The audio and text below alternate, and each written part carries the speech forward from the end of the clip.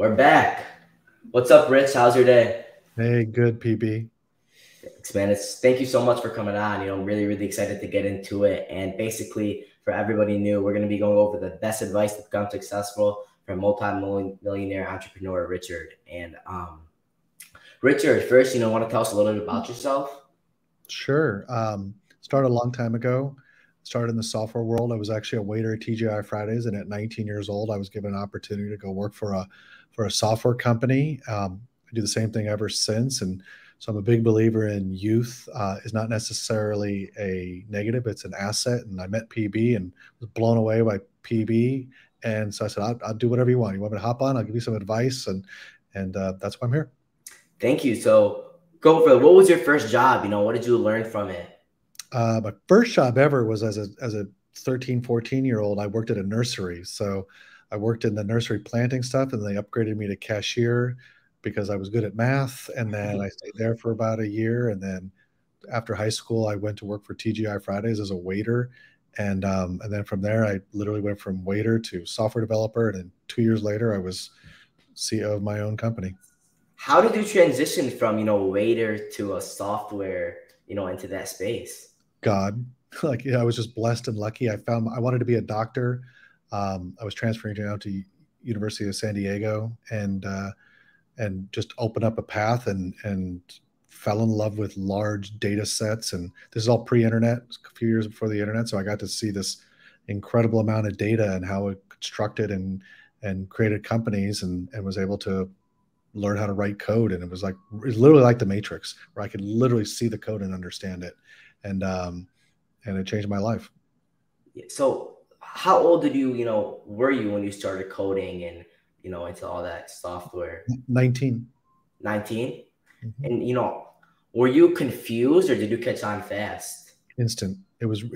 I was confused for like a couple of months. And then I printed out this large program with this big conference room and I stitched it all together. And I go, oh, I got it. I figured it out.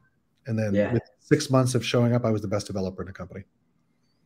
So what were you necessarily doing for this company as far as, you said you went from, working to CEO of your own company. Yeah. How did that kind of happen? Did you have an idea and quit, or did you have success first? Yeah. So they did large scale manufacturing and distribution systems. Same thing I do now, but they were really specialized in warehouse management. And so they were moving things like, there used to be an old CD store called The Warehouse, which was the biggest competitor to Blockbuster for VHS, but they also did audio. And they had customers like K-Swiss Shoes and Young's Market. Now, these are all companies that are doing hundreds and hundreds and hundreds of millions of dollars. And this little software company was controlling their inventory flow. So I was able to learn on a massive data set and just figure out how to buy things right and ship things right and make things right. And one thing led to another, and I created a precursor to an HTML browser to allow us to pull the mainframe data off onto the Windows platform and not have to have all these dumb terminals. That's what they used to call dumb terminals. And we installed that software version at Doc Martin on the Windows version, and I'm this guy who wrote it. So they sent me up there to help with that implementation, and then my life switched from there. That was simple as that. Oh, so kind of like Google, to be right? Kind of like it was like a precursor to the browser. So you could basically use an internet stack, a TCP/IP stack, and connect directly to the mainframe without having to have the mainframe hardware, and then pull the data and be able to use it over dial-up or whatever it was. We were actually supporting dial-up back then, which just sounds crazy to your generation, but people used to have to use the telephone modem and connect. So it's like, I don't even know what you're talking about as far as that whole thing. I know your generation doesn't know. It's like it literally is. It was all through phone lines back in the day for connecting pre-internet. It was all through, even connecting the internet was through phone lines. So yeah, that was obviously in business, it's a lot of trial and error, just like in trading, you're learning from your mistakes, you're failing. And for the first, few years, those people don't succeed and they kind of go through a lot of things. Like the founder of 7-Up, he had 1 up, 2 up, 3 up, 4 up, 5 up, 6 up, and 7-Up was successful. Was that kind of, with your company, what kind of challenges did you guys have to overcome? Were there times where you thought like, man, I don't know if I can do this, or were there times where you felt down, or was it like a straight? Yes to all that, but my first, I hit it out of the park on the first run, so I hit one up, and Yeah. my challenges were actually finding good people. That's always a challenge when you build past a single operator type of a company, and finding good people was always still my challenge today. It's always finding a team and building a team out to execute. And I look at trying to do $1 billion, so I'm not, that's my goal right now, and that takes a team, and it's very, very hard to find a team. So when you're talking about team, what are kind of some of the things you look for when hiring somebody?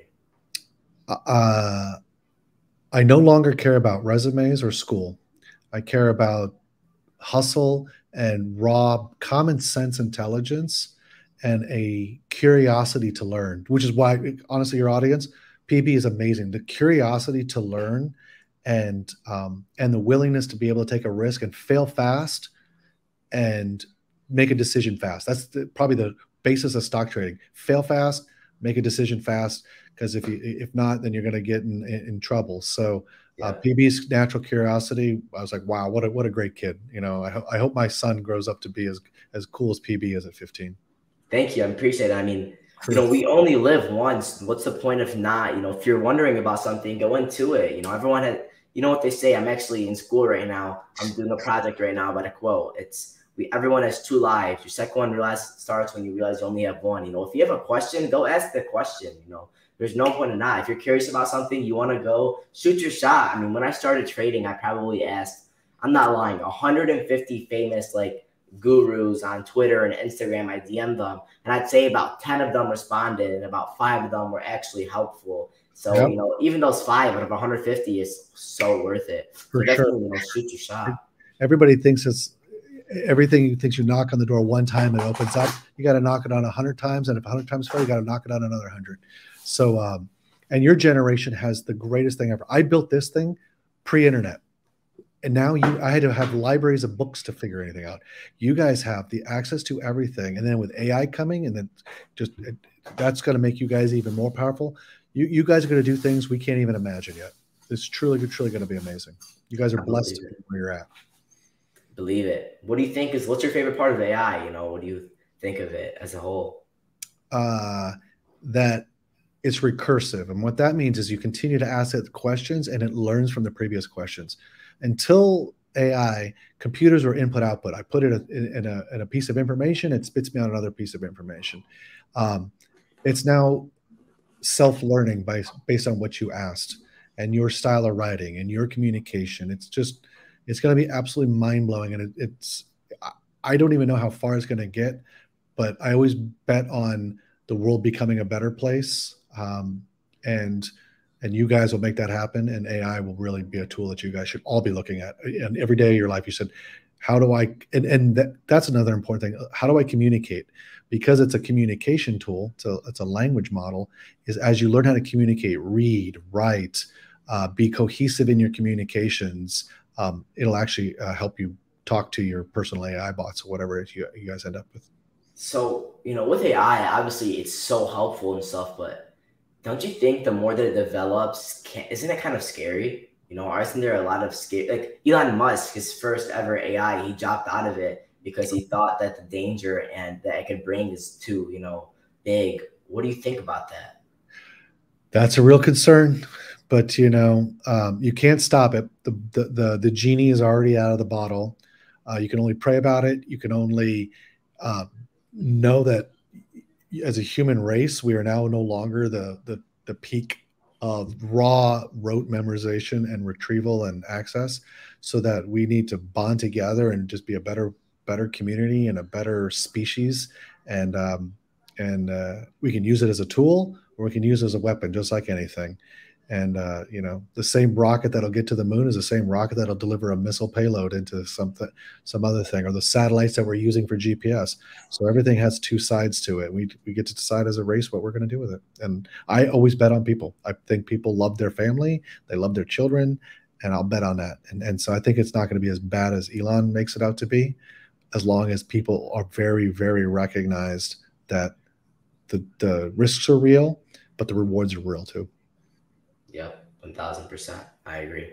So, with AI, how do you think is the best way we can learn about it?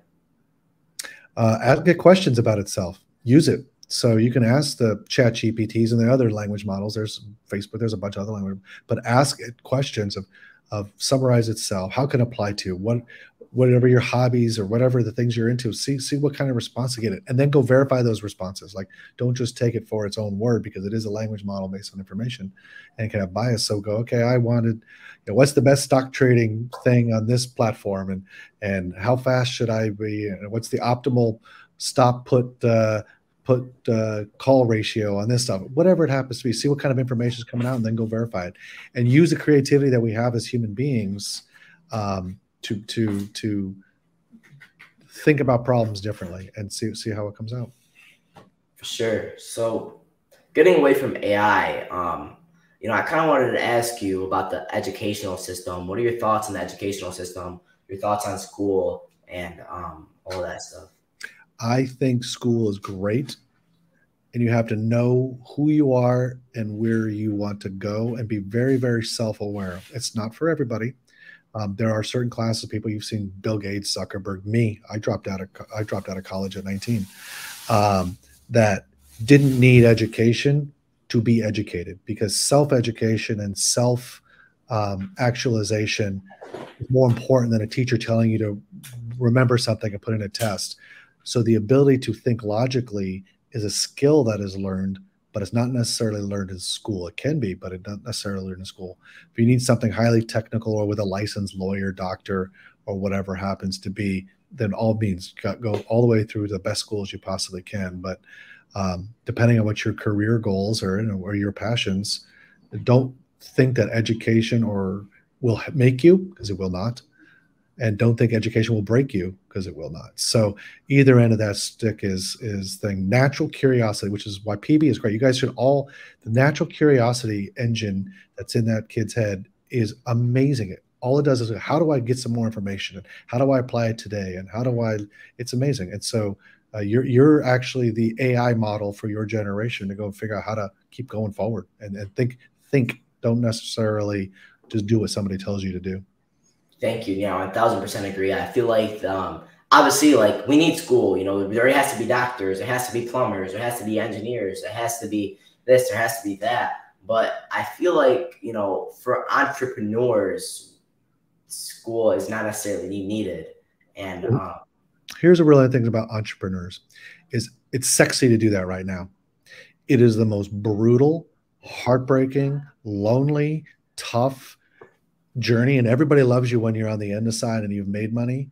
But all along those hills, you'll be betrayed. You'll be crying how you're going to eat tomorrow. You're going to be, there's no free ride to entrepreneur. You're not going to go raise money and be, the next billionaire because you got an idea. It is a brutal, brutal, brutal, brutal slog. And so most people think it's fun and they give up. And that's why most businesses fail within 2 years or less. Most startups that are funded fail in that period of time. And then most people, once they hit a wall, they don't know what to do and they give up. And so an entrepreneur is almost like Rocky. You got to take a punch. You got to get knocked down. Got to figure out how to keep getting up and keep getting up and keep getting up. So most people should not do it, but it is very rewarding when you're successful at it. See you guys later. I agree. And I think that's kind of a part of like why everybody right now, they're saying how they don't want to go to school. But 99% of people, I don't think they'll be able to take the hard work it takes, the sleepless nights it takes, the mentally toughness and sadness that it takes. It's like, when I was struggling in trading for probably a year and a half straight, like, there was nights where I didn't sleep. I was like addicted to, why did I do this? Why did I do this? How am I not going to do this in the future? It's like, it hurts, I felt like I was taking one step forward and 3 steps backwards. But then once I kind of, overtook that hit, everything started to come together, then it's rewarding. But, this is what they say. My teacher told me the other day, it was like, what do you guys think about how CEOs and founders of the company get paid way more than the employees? And I was like, that's just a stupid question, because they're the ones taking the risk. They're the ones who, they couldn't put food on the table at a time, or they were going through all the struggles at a time. So yeah, obviously the people taking the safer route are going to get the bigger reward. But, you know, if he's taking a bigger risk, he's going to potentially get the bigger Sure. reward. There's a big difference between founders and CEOs like a public company. So, but founders, man, Founders, yeah. hard. Got to give give all of us credit that it's a hard slog. That's for sure. 1,000%. That's what I was saying. But, you know, back to, you know, businesses you founded, how many businesses have you founded and what has been, you know, your most successful one? My original software company, the one I started out thing is still up and running and still doing things around the world. And there's thousands of people that use it every day. So that's kind of cool to know after 20 plus years and 15, 20 iterations of it as it continues to work. The first module I ever wrote in software is still being used today, right now, which is kind of cool. And so some have failed. You know, I've done other verticals that have failed, and then I'm doing the battery business right now. I own 1-800-Battery and carbattery.com, and that's killing it. I own a shoe company called Drips. You guys, some of your people probably might know about it, Drips and Drips Creations, and that's neither hit or miss. It's not a success yet, even though it looks like it is. It's like it's not really profitable, but it's trying to figure out the social media game on the advertising angle and how to create proper things in a business. And you know, you got to know your costs, and then you got to know your acquisition costs of customers, and then you got to know your support costs and all these little things about trying to get a real business going. For sure. So did you ever sell your first company, or do you still own it? Still own it. So that foundation of, I mean, I've never written a piece of code in almost 25 years that I don't own, and I've never sold that code. So there's like little bits and pieces. It's a massive system. I mean, it's massive. And so having that code base, sometimes when you want to spin off or you have this other project that you're working on, you can go and pick out an algorithm or pick out a routine or pick out a module and manipulate it for your own benefit. So I've never let go of that IP. Yeah, for sure. So do you think that the algorithm point, as you were stating, you know, helps you in business? Have you ever looked into it in trading? I know you told me that you just a little bit early on with my dad. So there used to be he was a day trader, so he was doing that stuff, and this is before, you know, even before Windows, before all you guys were born and stuff. So I helped him. I wrote a little statistical program that did Bollinger Bands and stochastics, and he was big into candles and all that stuff. So I try to help him, you know, filter out the stocks by sucking in some data sources that were expensive back then, and not when he did it, there wasn't this real time. You had to go through a stockbroker for some of the stuff, right? Or have a Bloomberg terminal. But the trying to give him a heads up on data. So he was actually right on his strategy. He was just too early. He needed to wait for PB and the internet to fix the day trading game. But it was really interesting to learn about the various formulas that were out there. So I'm curious, was that algorithm that you wrote a success? No. No. So I didn't really do the trading. I was just trying to filter the stocks for him, and that was up to the trader. And there's a feel to it too. I see, you know, it's not all because we don't have enough money or we're not plugged directly into the exchange with all the trading that's going on. And this is actually when stocks were traded in, not in decimals, they were traded in fractions. So you didn't have this, you know, 0.25 move or 0.118 move and all this other stuff. So it was really pre trading on decimals. So that it changed the game a little bit. Decimal trading changed everything. Yeah. Another thing is, like, you know, you can have the best trading system in the world, but if you can't manage your emotions and you can't, you know, think flawlessly without a bias, and you're not going to be successful. You literally have to act like a robot. That's why, you know, over 50% of trades are really quants and algorithms and stuff like that. Yeah, probably more than that. It's probably 80% of the market. It's crazy. Yeah, for sure. Because I mean, they're just taking money from us traders with emotions. They do it flawlessly. You know, they have win rates, they have accuracy rates.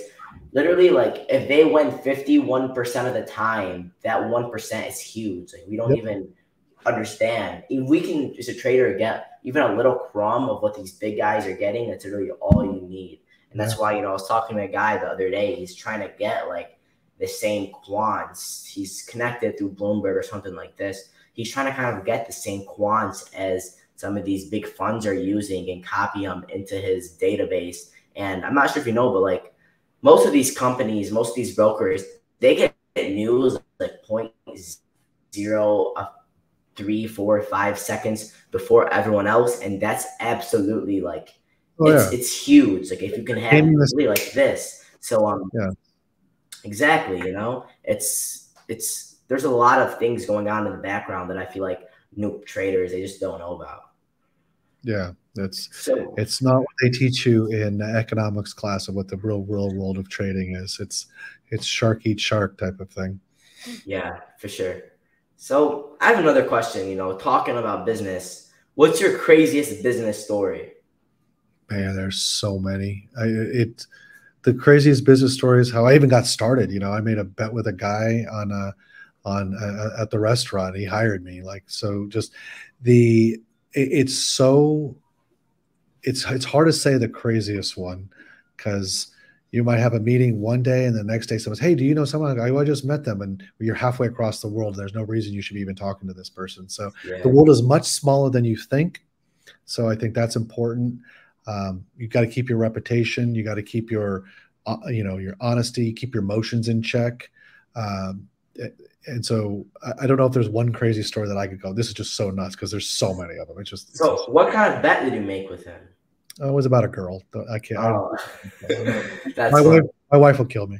Yeah, it's funny. That's funny. So that's crazy, man. What you were talking about, like you met somebody and then across the world, another person came up. Wow. So another thing was like, have there been times where you feel like you just got lucky, like how things came together? Obviously, hard work beats everything. But have there been times where you're like, man, how did this just happen? How did this? You know, yes, I think that's for me divine. It's it's being prepared when you're lucky too, right? So like I tell everybody, don't focus on the money.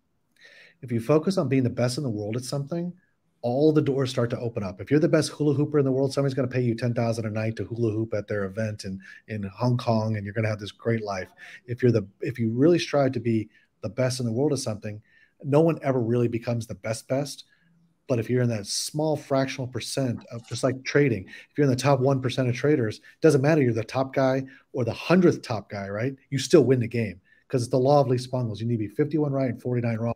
And as you get better and better, you're less and less wrong on your decision making, and the ability to make decisions fast and with incomplete information is the key to at least my success. I can go in and see a business, and most businesses, if they're shipping inventory or making something, I can know their pain points within 5 minutes of walking through their business because it's necessarily the same things, but you can see how they're structured and how they can be improved with everything comes down to, like you were just saying, information and communication. So these guys have information, they're communicating at 5 seconds faster, so they're able to run quant algorithms and get in the trades first, right?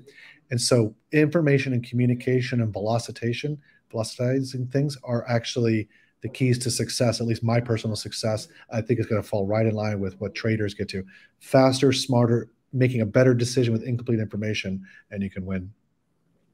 Making a better decision with incomplete information. Oh, that's really interesting. So basically you're saying, you know, making a decision before, you know, can you kind of go into that? Yeah, I can. So it's like working out. So you've learned you're trading. The reason why you weren't a good trader on day one and you're a better trader now, because you've been working out that muscle and you've learned to make a decision, or your decision trees are more fluid. There's going to be intuition. There's going to be hard numbers. That's smart. There's going to be gut feel. There's going to be various things, but your ability to make a decision faster and fail faster and then recover faster is the same type of thing. They're all the same thing. So learn how to make a decision. And most people are afraid of making a decision because they don't want to be wrong and they fear failure. And I was told something when I was a young man, what fear stands for. It stands for false evidence appears real. And so what you're afraid of isn't real. That's not, like, you could go broke tomorrow. You could go, but you can build it back up. Most people who have gone broke are really seriously founders have gotten knocked all the way down to zero and still figured out how to recover makes them even better entrepreneur or a better trader or a better athlete. We've all failed. So false evidence appears real. Don't be afraid of anything. And that was one of the nice things that somebody told me when I was a very young man. I might have been around your age actually when somebody told me that. So I've never been afraid. I've never jumped into a situation where I go, I'm too young, or I'm not educated enough. I go, just tell me the facts. Help me. I don't mind asking questions. I love questions. I'm naturally curious, and that has helped me my entire life. I'd still do it today. I don't do anything different. Doesn't matter. Money doesn't matter. Nothing matters. I'm still naturally curious on how everything works. Wow. False evidence appears real. I literally just put that in my notes. That's really, really interesting. And wow, I like how you brought that up for sure. So, going into, when you were young, what did you want to do when you were younger? I wanted to be a doctor. Actually, I wanted to play NBA basketball. To be honest with you, I'm 6'2", but for it's short. Yeah, I loved basketball. I fell in love with basketball, and that's my dream thing. But after that, I was always a smart kid. I hid how smart I was. Actually, I didn't want to be segregated from your friends and things like that. But I loved sports, and then I was like, oh, I could go be a doctor. I like helping people. I like giving, and so I thought that would be a good use of my time. Fortunately, powers that be in the universe said go left, and I went left and didn't listen to conventional wisdom. Yeah. So, do you think that as a kid, did you read a lot? Yes, voraciously. You still? And when I can, yeah. I mean, I consume information very, very fast, and books and things. So that's been a gift I've had my whole life. My mother gave that to me when I was young. I mean, I would just read and read and read and read. I didn't ask for toys. I asked for books, and I would read everything from entertainment all the way through scientific stuff. I helped my dad with a genetics thing early on as a young man. So I'm honestly, I'm jealous. I want to know what you know. Like, I'm like, wow, this day trading thing, PB's doing pretty good at that. Like, how could I learn that stuff? And I wish I had enough time in life to go and know what you know, so I could say, hey, you guys should be doing this on your trading. So you guys got to listen to PB, because I don't know nothing on that stuff, but I would love to know exactly what you're doing. Yeah, and I really like how you're eager to learn and eager to consume as much information as you can. It's really, really it's kind of like inspiring that you know so much, but you feel like you don't. Like, there's so much information in the world we don't even really recognize. What's your favorite book for entrepreneurs, your top 3? Oh, well, you always go to the Napoleon Hill books. I mean, it's How to Think and Grow Rich. Exactly that. And those are always good books. I'm terrible at names, so I read a lot of names. So I consume it, and I generally read a book cover to cover. So Wow. I sit down and I'll knock down the whole thing within reason if I can. That's why traveling is really nice. Got a nice long flight, I'll knock down a book or two. But that's what I do. But it's little bits of nuggets of wisdom that you can glean out of it. They're usually biased because they don't tell you the whole journey, because they'll focus on some of the stuff. So doing it is more important than reading about it or somebody else. But you can always glean little nuggets of wisdom. Yeah, for sure. So going back to if you could tell yourself one thing when you were younger, what would it be? Find better friends. So who you hang out with will define a very, very large percent of your life. That includes wives, that includes friends, that includes teachers, that includes the people you work with, and try to find people that you look up to all the time. And sometimes it could be yourself. You want to look up to yourself sometimes, but try to find people that you can learn from, and if you're very, very lucky, they have your best interests at heart with no remuneration. They don't care if they're paid or not. They just go, wow, I like this person. I want to help this person. And as a young man, I was very smart. I was taken advantage of very quickly, even though I was very successful. I still got taken advantage of and betrayed by people you would never expect to betray you. So make sure who you hang out with is as quality as you possibly can find in your life. Yeah, just like Dan Pina or somebody really famous, they said, show me your friends and I'll show you your future. You know, if you hang out with five people who smoke, what do you think you're going to do? You're going to smoke. But what if you hang out with five millionaires? What are you Yeah, going to become? A yeah, for millionaire. sure.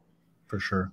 And it's about money. It's like you might Yeah. find a great pastor who has your best interest and teaches you how to be emotionally sound. There's different levels of wealth, and it's not necessarily money. Sometimes wealth is spiritual, sometimes it's family, sometimes it's financial. And those levels are always going up at different times. And so focusing on the money will always lead to doom.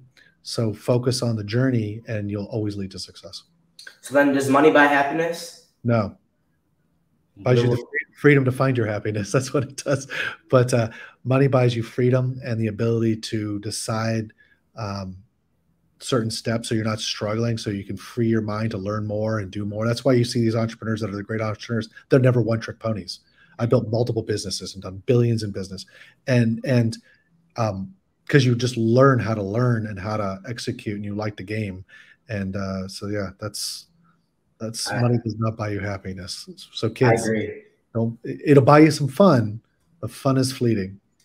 But there's another aspect to it. Like, I mean, I feel like, say your mom is working a job, she's been working for 40 years, and being able to call your mom, you know, retiring her, Sure, buying the freedom, like, I think sure, that's a part of happiness. sure, sure. Sometimes, you never know what the tea leaves fall. She might become sedentary and instead of working and walking all the time, you knock 10 years off your life. Nothing is linear. That's Yeah. actually really important. Think about this from a business decision.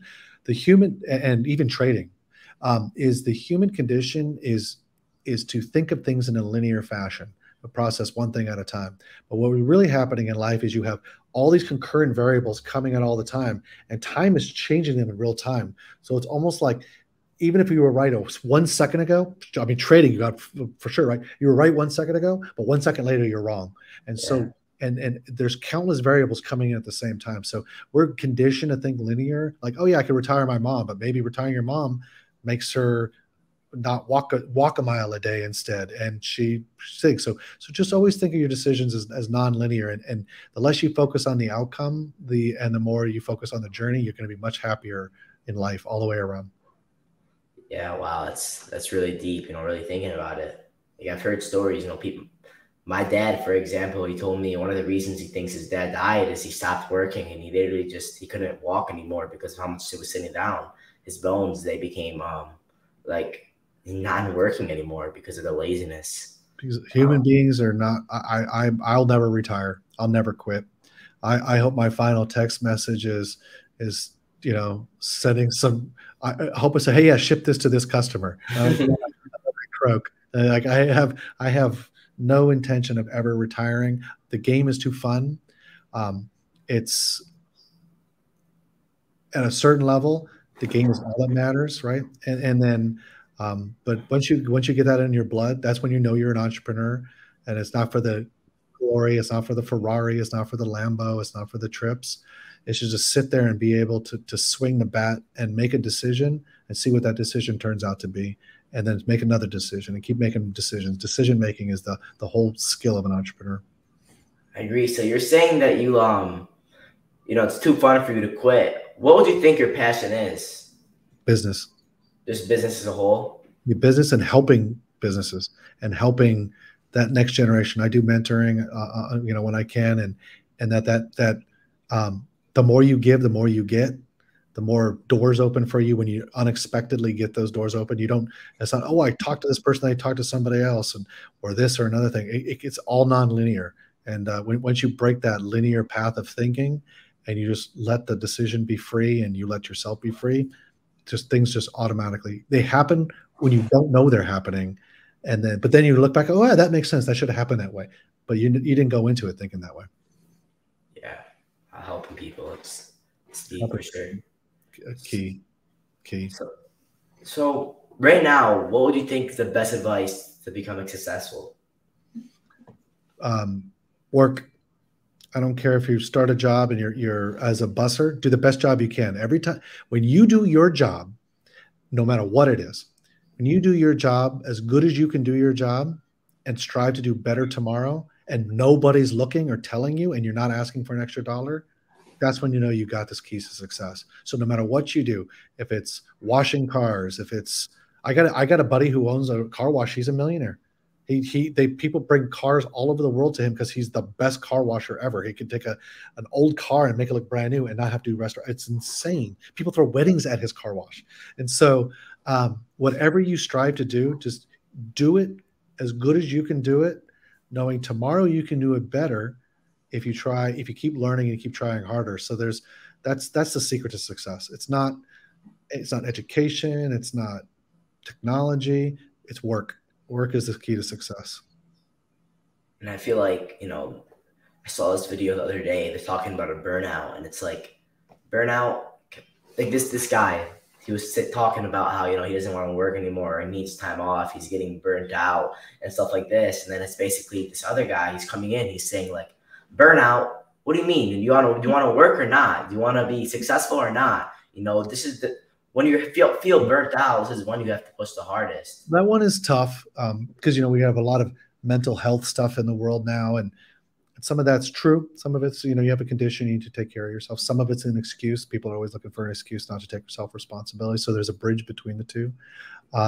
So it's burnout can be real, but using burnout as an excuse is still an excuse. So you have to know how to balance that equation. Everything's nonlinear. Everything. Yeah. It's like, you could say you lost because you're tired, but what does the paper say? You lost. It doesn't say that, you were tired, or, you can make it as many excuses as you want, but at the end, it's either you lost or you won. Yeah.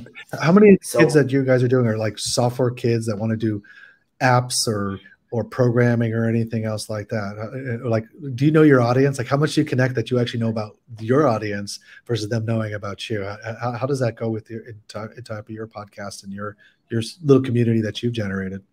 Well, let's see right now, guys. If you're into software, if you're into that and you're a kid, go in the comments, let us know. We want to know, we want to know more about you guys. But I'd say the majority of my audience is ages 13 to 30. Oh, cool. People that are trying to learn how to trade, or in general just want successful tips and stuff like that. And they're kind of coming along my journey as a kid to an entrepreneur, and watching how, in 3.5 years, you can become successful, and from trial and error and more or less learning from your mistakes, and kind of how it is from a kid, from my standpoint is, I'd say, out of every single trader on Twitter, I'd probably get the most hate because they don't like to see a kid winning. And I think although, I get all that hate, it kind of brings me exposure and brings to me the real people. Because think about it, if there's people hating on somebody, especially a kid, what does it tell you that they are?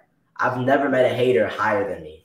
If I was going to make a bet, I would hire 30 PBs and over 30 Google engineers. And I'll tell you what, because time is my friend then. So that their intellectual curiosity is less. So youth has the ability. So I'd bet on 30 PBs and 30 Google engineers. I'll just let you know that. I appreciate it, man. That's time is so key. So, kind of closing this up, what's the most important thing you really, kind of had to understand while becoming successful? Wow. Each little thing builds on itself. So I don't know if there's not a one formula other than being honest with yourself. Self-honesty of knowing your skills, knowing who you are, knowing your weaknesses, and acknowledging those. And for me, believing in a something greater than myself is super important. I believe in a higher power, that this is, it's not all about bank accounts. It's about, again, the journey. I'm very, very happy if I've made $1 million today or I've lost $1 million today. It doesn't change my own self-perception of who I am. So I would say self-realization of knowing who you are, and reflection and meditation and praying, whichever you need to find, is one of the most important things. So as you're talking about the journey, I have a question for you. Who do you think is going to be more successful? Somebody that's obsessed over the journey, or somebody that's obsessed over the prize? Journey. The price changes. So I'm like, oh, when I made $1 million, oh, cool, I'd be set for life. And then I go, oh, when you make $10 million, oh, I'll be set for life. So that prize is never. Tom Brady has a great saying. I'm a Tom Brady fan. someone asked him which was his favorite Super Bowl win. He says the next one. So that target is always moving. You're never going to attain it. For at least for the people like me, I could imagine anything that I could attain that would make me go, I got the prize. So I like the journey. Yeah, for sure. And do you think you're doing this out of, I know you talked about passion and you really have a passion for helping others and, making other people's lives easier and you just love this as a whole. Yeah. But, you're obviously, you talked about you're a father and you have kids. Do you kind of want to leave them with something, or how do you think that, I'm just curious as far as like, do you want them to build themselves or is this for them? I want them to build themselves. You can't take the shortcuts. There's no shortcuts. There just isn't. Some of the richest people in the world are the most miserable. Some of the richest kids in the world don't grow up to be, the icons that somebody thinks they will be just because they come from wealth. So for me, it's not about that side of it. Giving them opportunities that I didn't have as a young man. I grew up very lower middle class. And so those opportunities, they can have unlimited opportunities, but they got to go get it, So being rich or being poor doesn't make you better or worse on either side. Yeah. You could be both at the same time. So yeah, that's just my take on it. I hope the kids I hope they go, hey, dad did a little bit. He was a good dude. Yeah. And I hope I have grandkids. I hope the grandkids think about in 100 years, well, they have their grandkids. They're going to tell their grandkids, hey, my grandpa was great. And then they go, wow, I heard about my grandpa doing this. And you think about it, we're only 250 years in this country, roughly, right? And that's only 4 generations of some, and there's only a couple generations from being able to remember the Civil War or remember one generation. My grandfather was in World War One, and so it's completely nuts to think about how long life seems and how short it is, right? So that's I always think about those type of things. Yeah. I mean, what do you think about time? I feel like time is the most valuable asset in the world. For sure. It's also that's why I velocitize my businesses. I make them run faster, make them run leaner and faster. I'm sure that's exactly what happened in the stock market. Now you're trading in microseconds, right? I just time goes. I still remember. I still feel like I'm PB's age now today. I'm 49, and I still feel like I am PB's age. I can remember everything clearly. I still think I'm that 19-year-old kid, which PB is 3 years away from being 19. I think he's almost 16. Yeah. And it feels like yesterday. And then it feels like 100 years ago at the same time. So, you guys are going to have a great life. You're going to, keep it real, keep it honest, keep faith and family and first. And then hopefully you find 5 good friends if you're lucky, and that you'll have some lifelong friends and everybody else's acquaintances, and you'll have a golden life. You'll never be alone. You'll never be sad, and you'll be able to fight any fight. Yeah. And before we start to wrap things up, I have a question for you. So, as a kid and kind of, not to sound weird in a way, but gaining, a form of popularity on social media through, hard work and stuff. I feel like a lot of people have entered into my life that don't even necessarily like me. They like the idea of me, if you kind of know what I'm saying. Yep. What do you think is like the best way to filter through that or tell if like somebody's real or not? I've had a lot of fake people come in my life and do me wrong. Like people I thought, one of my trading mentors, this guy helped me for so long, years. He was making so much money, and then I guess something happened and he stole some money from me. And it was like this guy who would literally help me when I was 13 years old. Just like that, just switches up. What do you think is like, you can't filter out through the fake and the real? Can't. People are only defined in the hard times. It was very interesting. My very first employee I ever hired stabbed me in the back and stole millions. That's part of the journey. It's part of being an entrepreneur. You got to take those hits. It's part of realizing that what's ironic is the people you think you can rely on in generally are not the people you can rely on. It's the people that you don't have any clue you can rely on, that you're like, wow, I didn't believe that person had my back. And every entrepreneur has that story. Your uncle has that story about someone robbed him and his competitor gave him some money to pay his vendor, and his competitor didn't have to do that. And then years later, he ran into the dude, and that dude was looking to sell his business. And your uncle walked and said, "Oh, hi. Okay, bye. See, you guys could go back. Yeah. See you later." So karma is a real thing. And I had the same situation. That person, he had a fine life for a period of time, but he's not in the game anymore. So that's just part of the journey. And don't go, man, and I like that person, and they stabbed me in the back. Just keep moving forward. Don't look back, look forward. The system wants you to look back, so you trip. So keep looking forward, and don't let thieves, don't let liars, don't let cheats, don't let any of them take you away from your focus of moving forward. Oh, yeah, awesome. I really like that. You said there's no reason they want you to look back so you can trip. You got to keep moving forward. I'm quoting that in my head right now. Thanks, man. All that trademarked on a t-shirt. You go to pbinvesting.com and buy the t-shirt. pbinvesting.com by Rich. Nah, just it's PB. Keller. I'm giving it to you. I'm giving him trademark on the internet here. So it's all his. All right. Kind of finishing it up. What is your last words that you want to say to all these future entrepreneurs? Just do it, like Nike. Just do it, and be glad you live in a country or in a world that these things are possible. And just I want you to all be happy. I want you to be healthy. I want you to be wise. I want you to be wealthy. And just do it. You guys are going to be great. I have no fear of, every generation usually looks back. Oh, these are the dumb kids. Pfft, not me. I was the dumb kid. I was the youngest person ever I went for years upon years. So I believe in youth, and I think you guys are going to be great. And just do it. You'd be so happy. And I appreciate it so much. And guys, there you have it. Richard Keller, multimillionaire, the best advice to become successful. Yeah. And I really, really want to thank you so much for coming on. Any shout outs you want to give in particular? Anything people? You can always do the company shout outs. You can do my 1-800-Battery or Drip Shoes or whatever it is. If there's any kids that have a dream of being like business level, coders or whatever, hit me up. I'd hire a 15-year-old tomorrow. I won't bother any laws of employment laws, but just giving advice to you and your audience is more than enough shout out for me.